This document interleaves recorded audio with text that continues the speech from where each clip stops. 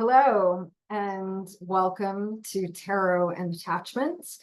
My name is Erin Smith, and this is the week ahead reading for the week of August 19th.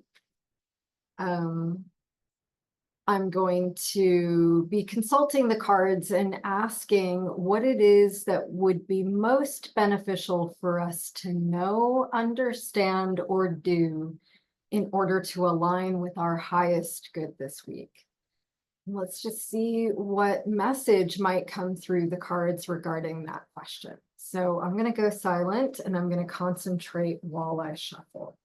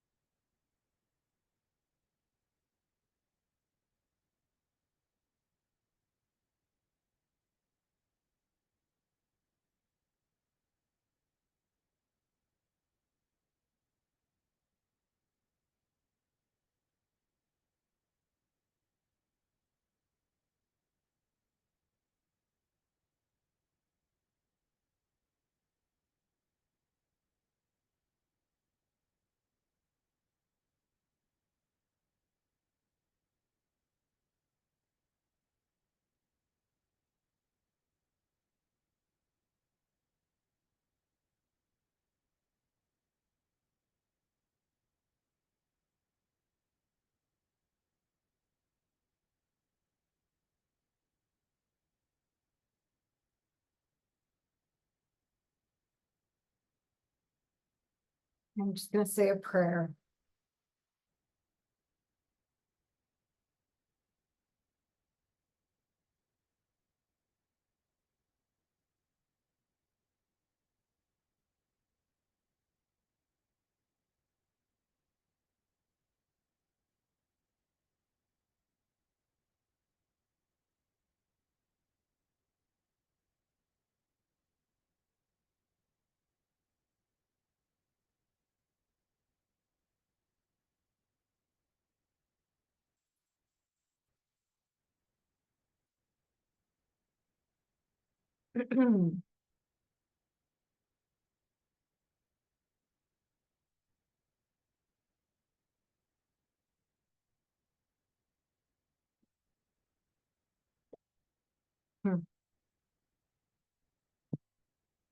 So it looks like this is a week that may yield some chaos, some discombobulation.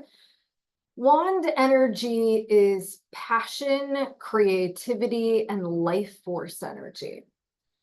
And the Five of Wands is sort of like being pulled in multiple directions at once. Things can feel chaotic. There can be a lot going on, both internally and externally, that can be dysregulating. It could be a feeling of stress or anxiety in regards to where you're putting your energy or what is the best way for you to take a course of action. And ultimately, so there's this energy of just like needing to show up inside some chaos. And here we have the Seven of Wands. So the Seven of Wands is really an indication that whatever these circumstances are that are triggering some kind of chaotic, well, it could be the chaos itself, but even creating this kind of inner turmoil in relation to the chaos, that largely the way that we're showing up and reacting is tied to causes and conditions that occurred in our past. So the Seven of Wands is sort of a reminder that we have transited some difficulties in life, that things haven't always been easy. And in fact, we've had to cultivate this inner warrior in order to navigate circumstances that were less than accommodating. So this being poised for battle, this almost along the lines of what I would call hypervigilance, scanning the horizon for the difficult situation and heading it off at the pass with this kind of bravado. And yet, what the Seven of Wands wants us to see is that actually we are coming from a good place today. That circumstances of the past that required us to be on the lookout are no longer present in this moment, even though things are uncertain, right? Things are shifting or changing. That doesn't mean that circumstances are threatening us. And so this hyper defended posture, this need for self-preservation is really tied to very old circumstances. And yet they're being triggered in this time of uncertainty. And so there's this tendency in ways to react to our present as though it is our past. And ultimately, what the Seven of Wands is saying is that it isn't us against the world anymore. It's actually us being supported by the world. And if we can ground ourselves in that sense of resourcing, knowing full well that we've come through some really difficult circumstances, and that we've come out the other side into a place where we can actually allow our central nervous systems to settle, then we're actually in a much better position to navigate this chaos in a good way. And so much, look, we're at a kind of crossroads right now where we're being asked to make a decision about how we are going to show up in our lives presently. Are we going to be driven by this past conditioning that may very well still needs to be discharged from our central nervous system? Or are we going to be calm in our approach, grounded in our approach? Are we going to let go of the past as a driving narrative around how it is that we need to present in our day-to-day lives today? So the Six of Swords is leaving the past behind. It's moving away from troubled waters and going towards a calmer shore, specifically at the level of the mind, because swords represent thoughts and ideas and communication. So this is a kind of gentle flowing energy that is allowing us to perceive things differently, to not be so hyper activated, but to know that in fact we are not stuck in the past. We have this ability to move forward in a good way. And even though things might be sort of up and down, this is the nature of the Two of Pentacles.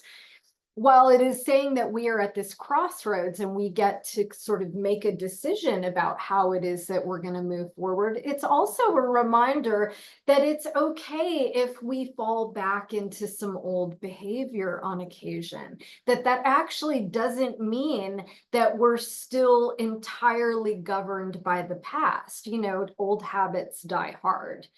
And that we can have compassion for ourselves as well as hope for the future, that things can change, even if we are up against some kind of old activating stuff that causes us to take certain actions out in the world. In fact, what I would say is that we are being given an opportunity to choose opportunities, behaviors, ways of being, people within our environment that really meet our needs in a profound way.